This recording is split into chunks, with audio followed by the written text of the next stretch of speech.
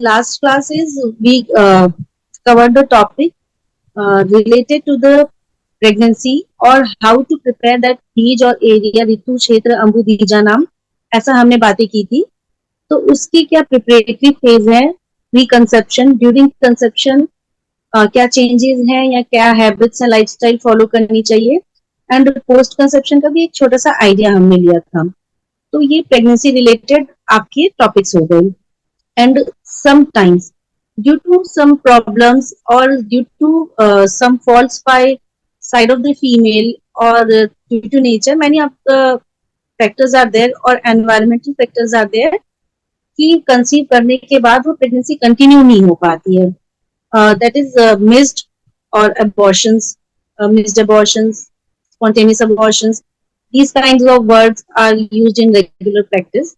तो इस एरिया को गर्भ व्यापद में इंक्लूड किया गया है कि इस व्यापद के कारण वो गर्भ जो है अपनी पूरी गर्भावस्था कंटिन्यू करके एक बेबी के फॉर्म में नहीं आता है और वो बीच में ही डिसकंटिन्यू हो जाती है प्रेगनेंसी. तो आज हम उन टॉपिक्स के बारे में डिस्कस करेंगे. तो we will continue with the गर्भ व्यापद. So what is गर्भ व्यापद? It is basically शारंगा संहिता पूर्व खंड 7वें अध्याय में 8 प्रकार के गर्भ व्यापद बताए गए हैं. उपविष्टक गर्भ, स्यात् तथा नागोदर स्मितः, मक्कलो मूढगर्भश्च, विष्कम्भो मूढगर्भकः, जरायु दोष, गर्भस्य पातश्च अष्टमकः स्मृतः. कि उपविष्टक, नागोदर, मक्कल, मूढगर्भ, विष्कम्भ, मूढगर्भ, जरायु दोष और गर्भपात, इस प्रकार 8 तरह के गर्भ व्यापद शारंगा संहिता के पूर्व खंड में बताए गए हैं. सिमिलर नेम्स उपविष्टक, नागोदर, मक्कल, मूढगर्भ, गूढ़गर्भ, विष्कम्भ, जरायु, गर्भपात. तो ये हमारा आयुर्वेद टर्मिनोलॉजीज हुई. और जैसा कि अब लोग मॉडर्न कोरिलेशंस ढूंढते हैं, so it can be correlated or categorized in the categories of abortions like गर्भपात and all that, IUGR intrauterine growth retardation, कि जितना हाइट, वेट एंड एक्टिविटीज उस ग्रोइंग बेबी का या फेटस का होना चाहिए वो उससे कम है, उसकी ग्रोथ जो है वो रिटार्डेड है. और किस समय? इंट्रायूटेरिन फेज में. तो इंट्रायूटेरिन ग्रोथ रिटार्डेशन या इंट्रायूटेरिन फेज में ही उस फीटस की डेथ हो जाती है. तो आईयूडी, इंट्रायूटेरिन डेथ, या वो लेबर के टाइम ऑब्स्ट्रक्टेड हो रहा है कहीं से भी कि पूरा प्रेगनेंसी तो नॉर्मल गई but at the time of delivery that is somewhat obstructed and it may be due to the development of foetus or it may be due to any anatomical or physiological or any of the defects or problems in the mother or pregnant lady. So conditions of obstructed labor may be there. तो ये basically मूढ़गर्भ में लेंगे. जैसे हमने इधर 8 नाम देखे, मूढ़गर्भ and गूढ़गर्भ. तो गूढ़गर्भ इज रिलेटेड टू गर्भ एंड मूढ़गर्भ की इसका ऑब्स्ट्रक्शंस हो रहा है एंड वो हम लोग डिटेल्स में स्टेप बाय स्टेप पढ़ेंगे. उपविष्टक और नागोदर जो है डेवलपमेंटल डिफेक्ट्स आते हैं. ये आप आईयूजीआर से लेके इसके और फर्दर आईयूडी की तरफ जो जाता है उस पे उसमें जा सकते हैं. एंड गर्भपात is typically towards the IUD. तो उपविष्टक, नागोदर एंड गर्भपात स्टेप बाय स्टेप आईयूजीआर से आईयूडी की तरफ जाता हुआ है. मक्कल is abdominal pain and all that symptoms that reflects going towards the abortions. और मूढ़गर्भ obstructed labor की तरफ जाएगा and गूढ़गर्भ is going towards the developmental defects of the fetus. तो गर्भस्राव और गर्भपात, it is very important to differentiate between these two terms. कि गर्भस्राव ही गर्भपात नहीं है. एज पर आयुर्वेद आ चतुर्थात् ततो मासात् गर्भस्रवेत् गर्भविच्युति तथा स्थिर शरीरस्य पात पंचम षष्ठे. तो 4th मंथ तक ऑफ द प्रेगनेंसी अगर वो फीटस लॉस होता है तो उसको गर्भस्राव की कैटेगरी में रखेंगे. आ चतुर्थात् ततो मासात् प्रस्रवेत् गर्भविच्युति, दैट इज स्राव, प्रस्रवेत्. एंड तथा स्थिर शरीर, उसके बाद उसके पहले जो होता है प्रॉपरली फॉर्म नहीं रहता है. एंड एनाटॉमिकल डेवलपमेंट में आप लोगों ने देखा होगा एम्ब्रियोलॉजी में, तो बॉडी स्ट्रक्चर जो भी है वो बाद में ही बनता है. तो जब स्थिर शरीर हो जाता है तो उसके बाद 5वें और 6ठे मास में उसको गर्भपात की संज्ञा देते हैं। तो ये सूक्ष्म पिंडांड स्थान के 8वें अध्याय में है कि चौथे मास तक का अगर जो फीटस लॉस होता है तो वो गर्भ स्राव की कैटेगरी में आता है, और गर्भपात में 5वें और 6ठे मास का फीटस आता है। उसके बाद 7th मंथ में कंप्लीट डेवलपमेंट होता है, तो गर्भ स्राव गर्भपात में नहीं आता है, वो फिर एक complete developed child you can से उसका लॉस होता है, तो वो गर्भ स्राव और गर्भपात की कैटेगरी में नहीं आता है।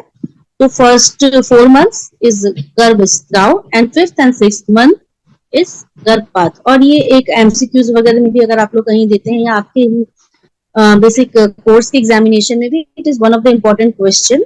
And being a scholar of Ayurveda you must know that difference between the गर्भ स्राव एंड गर्भपात।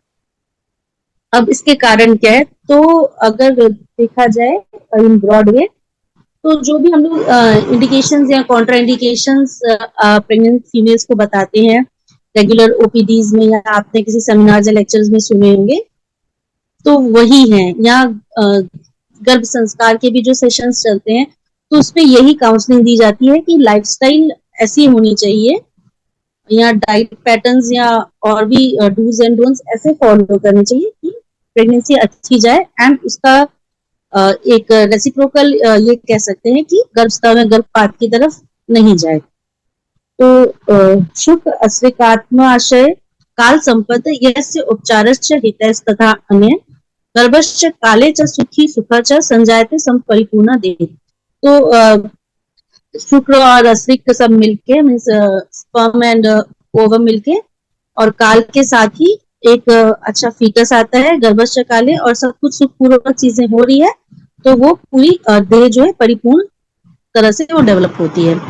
तो ये अगर सब कुछ ऐसा ही चला तो एक गुड डेवलपमेंट ऑफ फीटस होगा। और इसके ऑपोजिट अगर जाता है तो यू कैन ऑटोमेटिकली अंडरस्टैंड कि वो डेवलपमेंटल डिफेक्ट्स कहीं ना कहीं आएंगे, या वो प्रेगनेंसी कहीं ना कहीं प्रॉब्लमेटिक होगी। यह हय से कुछ भी वृद्धि हेतु समाख्यता भावास्तेषां विपर्याय उदरे विनाशम आपद्यते अथवा अपि छेदजात स्यात्। मींस सेकंड फर्स्ट में आपका ये बताया गया कि for good development of foetus एक आपका शुक्र अस्विक अच्छे से होना चाहिए, काल संपद होना चाहिए, वहां का आशय गर्भाशय अच्छा होना चाहिए, और उसके बाद उसका उपचार अगर हित तरीकों से हुआ, सही तरीके से हुआ, तो वो सुखपूर्वक रहेगा, और उसके ऑपोजिट अगर होता है तो वो विनाश का कारण बन सकता है।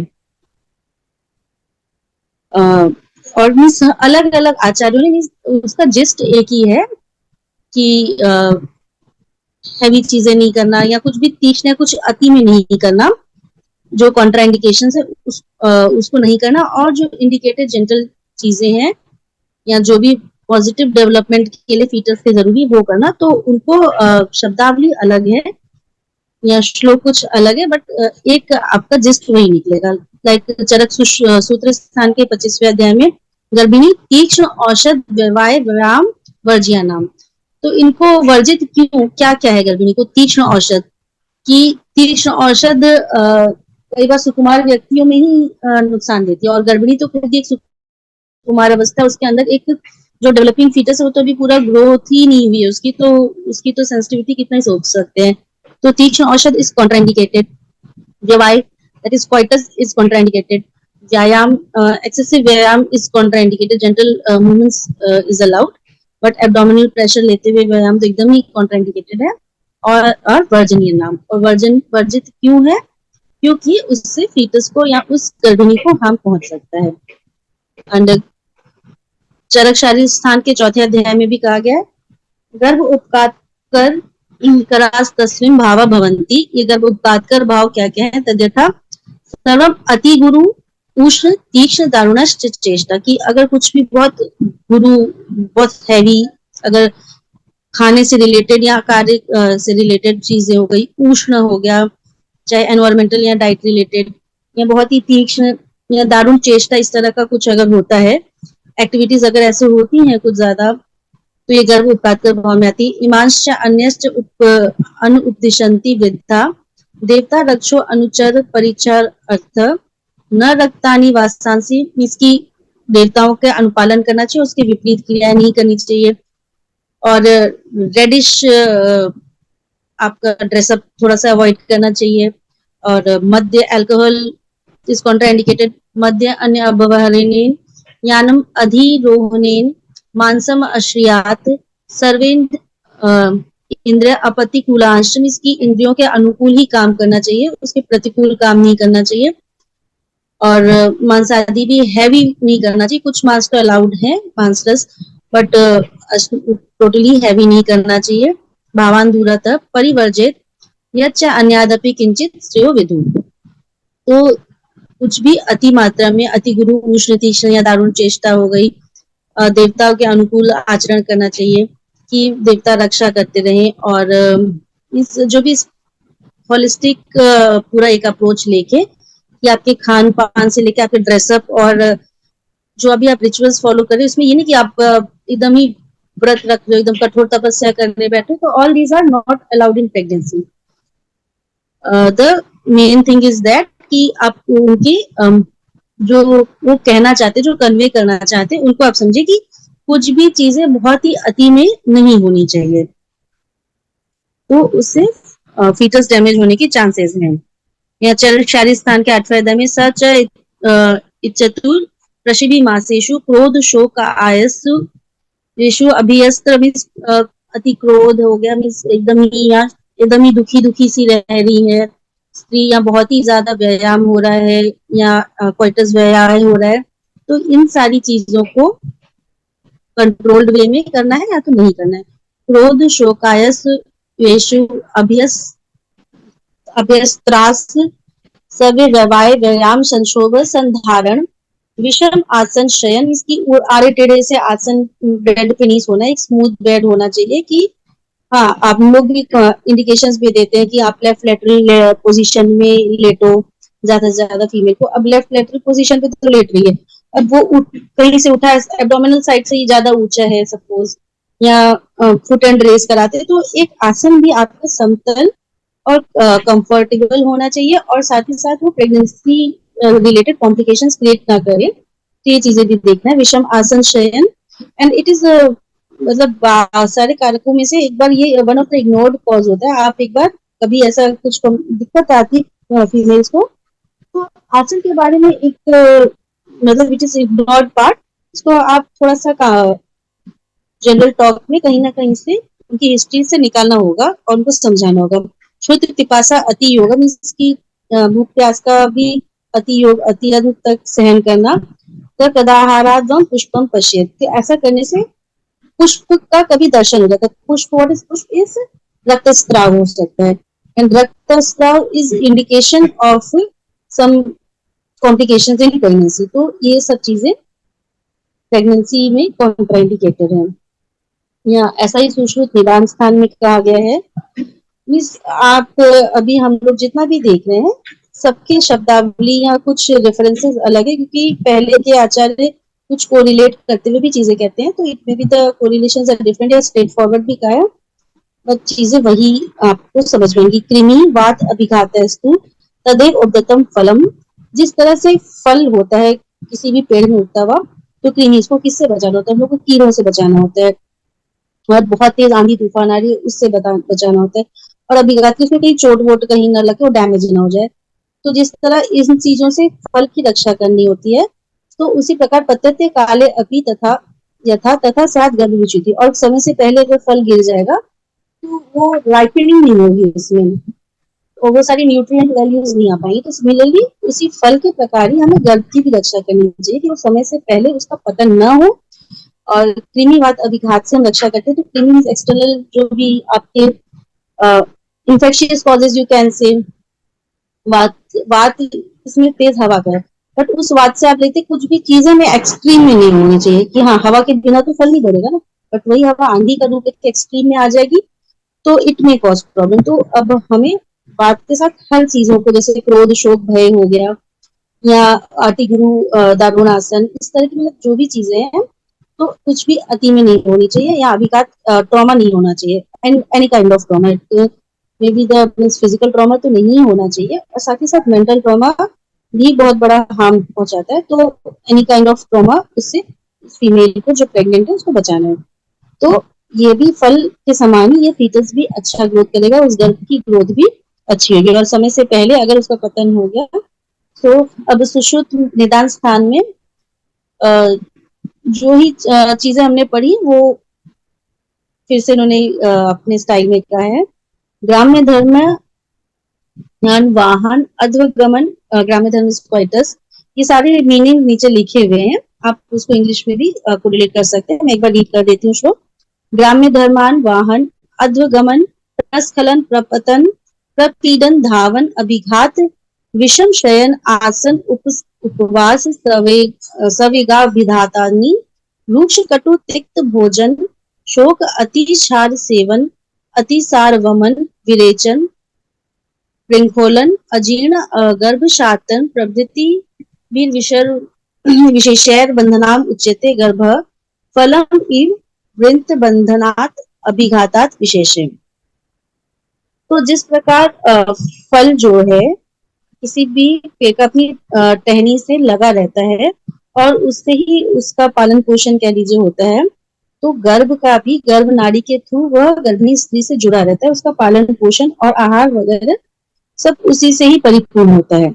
और उसको क्या क्या फैक्टर्स हिंडर कर सकते हैं उसके अटैचमेंट में, तो ग्राम्य धर्म हो गया कि गर्भस्राव या मूल गर्भ जिससे हो जाए तो उससे हमें बचाना है। तो किस चीज से उसे बचाना होगा? इंडल्जेंस इन सेक्स ग्राम्य धर्म हो गया। और वाहन अध्वगमन, वाहन मतलब कि चैरियट वगैरह घोड़ा गाड़ियां सब तो झटके जो जर्क्स लगते हैं, या हॉर्स राइडिंग या walking, general walking is okay, अब एकदम तेज तेज चल के जा रहे हैं तो वैसा अध्वगमन नहीं करना है।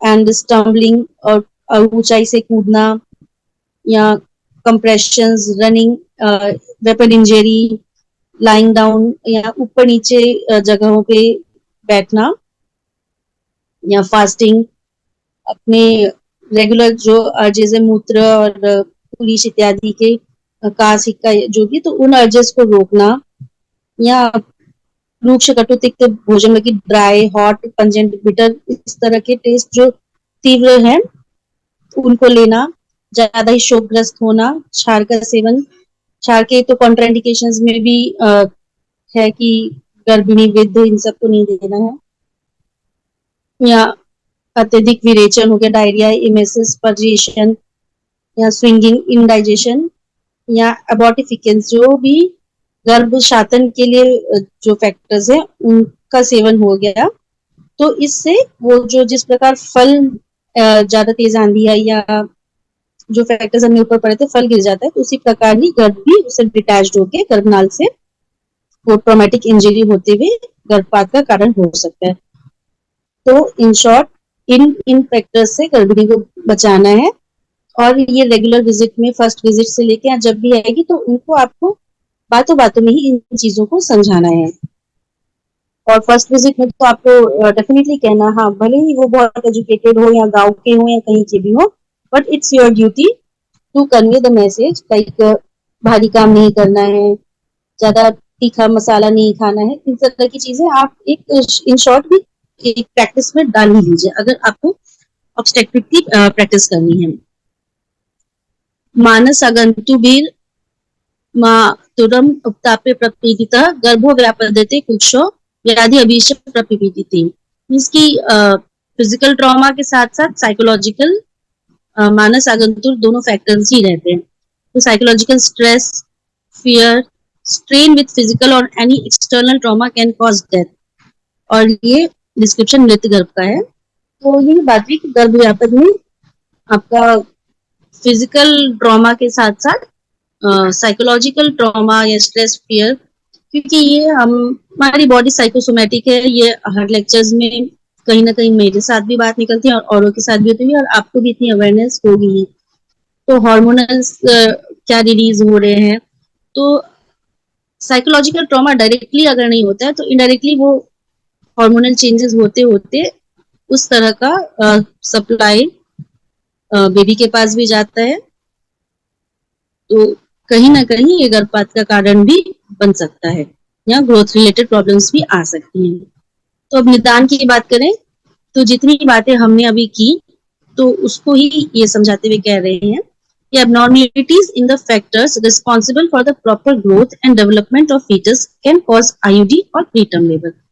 तो जो जो फैक्टर्स प्रॉपर ग्रोथ के लिए चाहिए फीटस को, तो उनमें ही अगर एबनॉर्मेलिटीज हो गई कि क्या क्या चाहिए कि आप शुक्र शोणित अच्छा होना चाहिए, गर्भाशय अच्छा होना चाहिए, आहार विहार अच्छा होना चाहिए, इसका एब्जॉर्प्शन या सारे हार्मोन्स अगर प्रेग्नेंट फीमेल में सब कुछ सही रहेंगे and due to via that umbilical cord nutrition अच्छे से बेबी में जाएगा और जो भी सराउंडिंग्स रहेंगी तो अच्छी ग्रोथ होगी और उनमें कहीं भी कुछ भी प्रॉब्लम आती है तो it may cause IUGR intrauterine growth retardation that may lead to the IUD intrauterine death या तो फिर प्रीटर्म लेबर भी हो सकता है कि जो डेवलपमेंट इनसाइड द फीटस होना चाहिए उसको एक्सटर्नल एनवायरनमेंट में, क्योंकि वो एक प्रोटेक्टेड लेयर में है और बाहर के एनवायरनमेंट के लिए वो फीटस तैयार नहीं है, तो कई बार वो आज का साइंस इतना डेवलप है कि Neeku Piku and all that facilities के साथ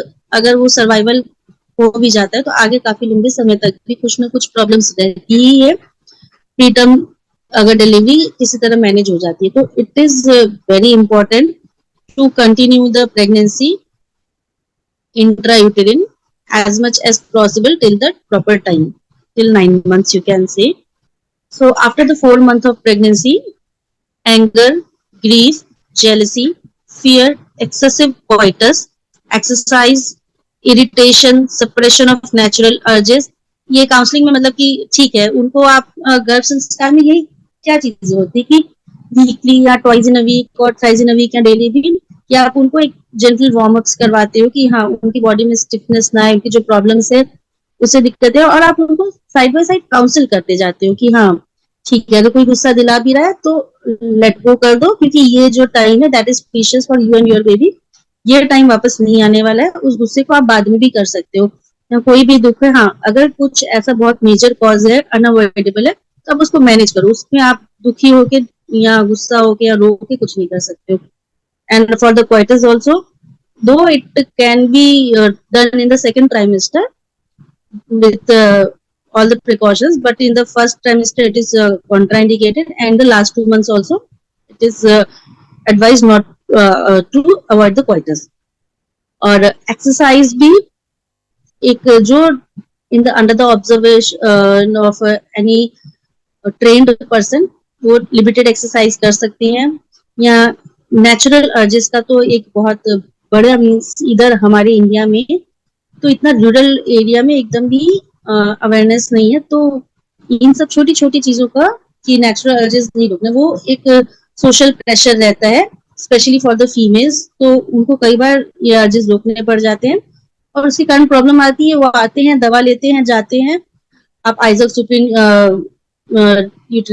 रिलैक्स करने के लिए या और भी चीजें आप जो भी देते जाओगे, but just go to the निदान।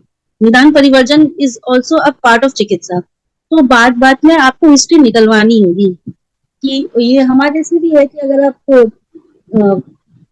ऊर्ध्ववात हो जाएगी अगर निदान ये वेगों को धारण करेंगे और वो ऊर्ध्ववात का पूरा सिस्टम को गड़बड़ करेंगे तो इस गर्भ भी तो उसी सिस्टम का पार्ट है आपके और उसका स्थान भी वही है, तो ये भी एक बहुत इम्पोर्टेंट हिस्ट्री है।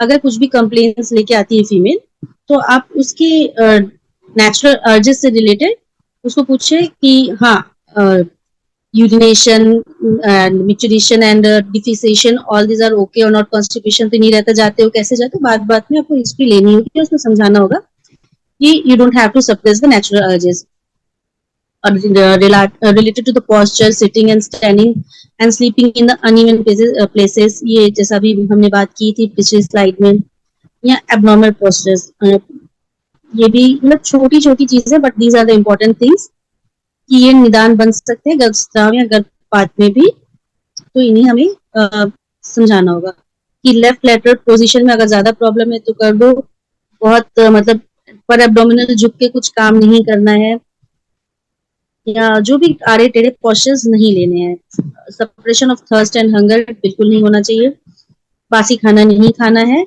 और ब्लीडिंग पर vagina if is there is any spotting or bleeding, then you must go to the nearest hospitals or doctor. ये ऐसा इतना इनको काउंसिल करके रखना होता है कि ये छोटी छोटी चीजें बड़े हार्म का निदान या कारण न बने. According to Sushruta, etiology of मूड गर्भ एंड गर्भ स्त्राव पाथ आर सेम. तो इन तीनों की ही इटियोलॉजी सुश्रुत जी ने सेम बताई कि कारण एक ही है, क्योंकि डैमेज हो रहा है. हाँ, उसके रिप्रेजेंटेशन अलग आ सकते हैं, but the cause is the same. coitus, traveling, riding on horse, falling from height, trauma, suppression of natural urges, hot or pungent diet, grief, diarrhea, excessive use of sharp emetics and purgatives, indigestion and use of abortifacient drugs. तो यही बात हुई, कारण same ही है और अलग अलग आचार्यों के द्वारा भी ऑलमोस्ट सेम है. और सुश्रुत आचार्य ने मूड गर्भ का, गर्भस्राव का और गर्भपात का ये एक जैसे ही कारण बताए हैं. और कृमि वात आघात, इससे फ्रूट का एग्जाम्पल देके कोरिलेशन दिया, जैसे कि हमने पिछले स्लाइड में पढ़ा. As it gets detached in the similar way, fetus get detached due to the above factors.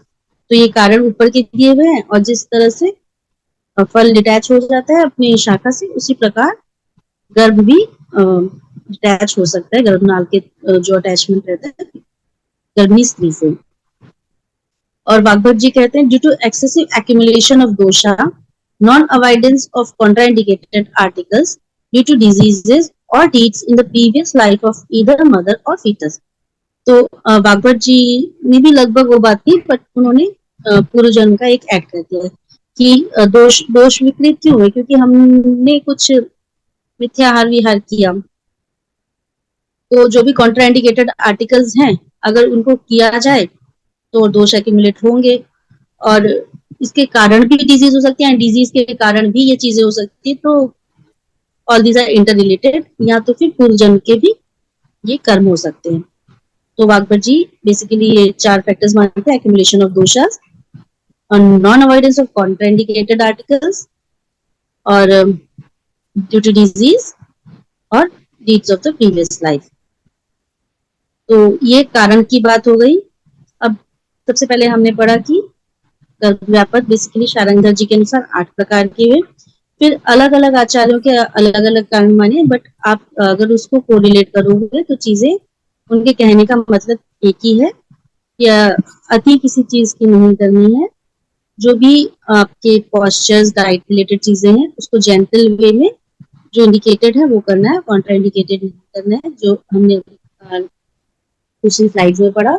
और उसके बाद लक्षण किस प्रकार आएंगे. तो सुश्रुत जी कहते हैं, तथा पूर्वोक्त कारण है अतिशति गर्भे गर्भाशय कटी वंशन वस्ती शूलानि रक्त दर्शन. तो गर्भाशय में, कटी में, वंशन में और वस्ती में शूल होगा, और साथ ही साथ रक्त दर्शन. तो वेस्ट एरिया में and suprapubic pain, you can say backache, suprapubic pain and below the waist, और साथ में ब्लीडिंग, ये सिम्टम्स आएंगे. दैट मीन्स ये गर्भपात की तरफ इंडिकेटेड है. वाग्भट कहते हैं, तत्र यस्या वस्ति पार्श्व श्रोणी योनि मुखेषु शूलम पुष्प दर्शनम वा स्यात् पुष्पे दृष्टे अथवा शूले. ये अष्टांग हृदय कहते हैं पुष्प दृष्टि अथवा शूले. तो पुष्प दर्शन या ब्लीडिंग पर वजाइना, और साथ में शूल pain, specifically in suprapubic region और बिलो द ब्रेस्ट. तो ये सामान्य लक्षण है गर्भपात के, and in the modern terminology you can say clinical features. And what is abortion? That is termination of pregnancy before 20, 22 or 24 weeks of gestation, or if the fetus weight is less than 500 grams, and if it is above 24 weeks and more than 500 grams, then premature labor or abortus. जो निकलता है इसका material, that is अबॉर्टस. तो ऐसे ही हमारे आयुर्वेद में भी कहा गया गर्भस्राव एंड गर्भपात, और उसके बाद की स्टेजेस जो है वो प्रीमेच्योर लेबर में आ जाएगी, क्योंकि वो फीटस फॉर्म हो चुका है. तो इसमें टर्मिनेशन ऑफ प्रेगनेंसी बिफोर 24 दिया हुआ है और स्त्राव का डिफरेंशिएशन नहीं है, सीधे पूरा ही प्रेगनेंसी टर्मिनेशन है 25 टू 24 वीक्स। और आयुर्वेद में इसमें भी 4th मंथ तक गर्भस्राव कहा गया है और 5th और 6th मंथ में गर्भपात कहा गया है और उसके बाद का प्रीटर्म लेबर है। और जो उसमें मटेरियल निकलता है that is abortus. Abortion occurring without medical or mechanical means to empty the uterus is referred to as spontaneous, and another widely used as term uses miscarriage. तो जो willingly नहीं किया गया, जो खुद से हुआ है, so that is spontaneously चीजें जो अपने से हो गई, तो that is spontaneous abortion, या इसको आम भाषा में miscarriage भी कहते हैं कि that carriage is missed। और अगर क्लासिफिकेशन देखें मॉडर्न टर्मिनोलॉजी के अकॉर्डिंग, तो abortion broadly can be divided into spontaneous and induced type। तो spontaneous मतलब जैसे अभी हमने समझा कि वो खुद से हो गया, नॉट इंटेंशनली, और इंड्यूस की उसको इंड्यूस कराया गया। और इंड्यूस कराने का जो हमारे मेडिकल टर्मिनेशन ऑफ प्रेगनेंसी जो लीगल पॉइंट्स है उनको लेते हुए under the observation of doctor है, under the guidance of doctor होता है, तो that is medical termination of